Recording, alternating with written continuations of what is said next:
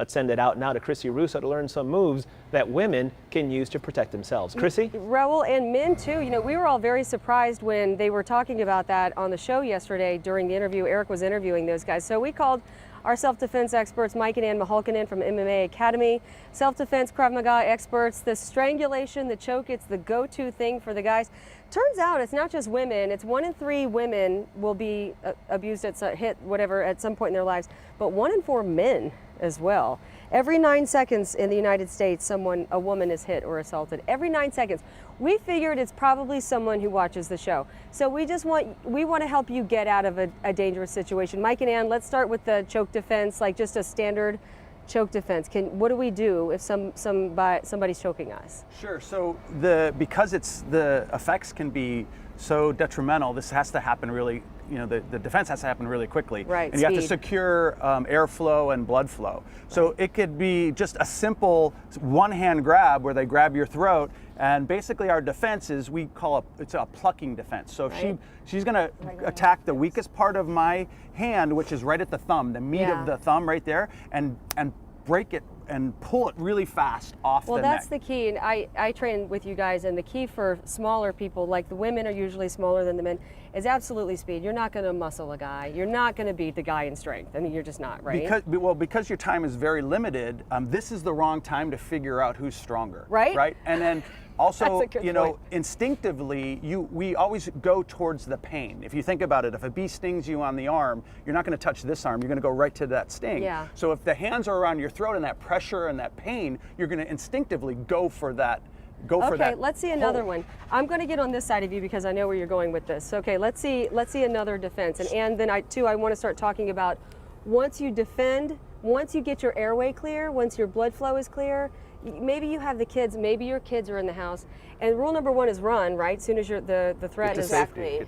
But if the children are in the house, a lot of women don't want to run. So let's talk about how we can deal with that too, Ann, okay? Sure, because this could be 2 hands and maybe pushing the person off balance, right, into the wall. So she's going to reach up and attack the wrists. That's the weakest part of the choke. And she used her whole arm, and the key is to have your bicep right up next to your ear. So as you turn, you're bending the wrist. And can you show that slow one more time, please? Yeah, and I just wanted to say something too, like you talked about it before, like if I do have children in the household and I just want to get the hands off and then go make sure that my children are safe, this is a way. If it was a higher level threat, then maybe I would have to fight this person off at the same time. And that would include other strikes. Yeah, so let's just talk about what we just did. So the technique is she shot her arm straight up towards the ceiling and brought her bicep right next to the ear. Now she's going to be putting a lot of pressure right on my wrists and actually will break the choke. There's no way the twisting and the torque of her body my wrist cannot withstand that pressure. You guys have trained me in that defense. There is nobody that can keep their hands on my throat doing that. No. We have 30 seconds left in the interview,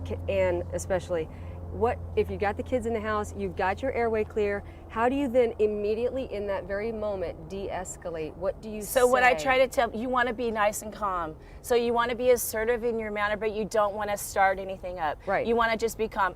Let's just sit down, let's talk about this, let's both be calm, let's try to work it out, and so that they can stay safe, make sure that their kids are safe, and then they can try to get help after the fact. And this is just to get you out of that moment. That doesn't mean work out this relationship. Exactly. And sometimes, the stern voice, give commands. It's presence. If you say, stop choking me, you need to stop this now and take control of the situation, it will work. There's so many more things we could be teaching right now, but this is such a great start.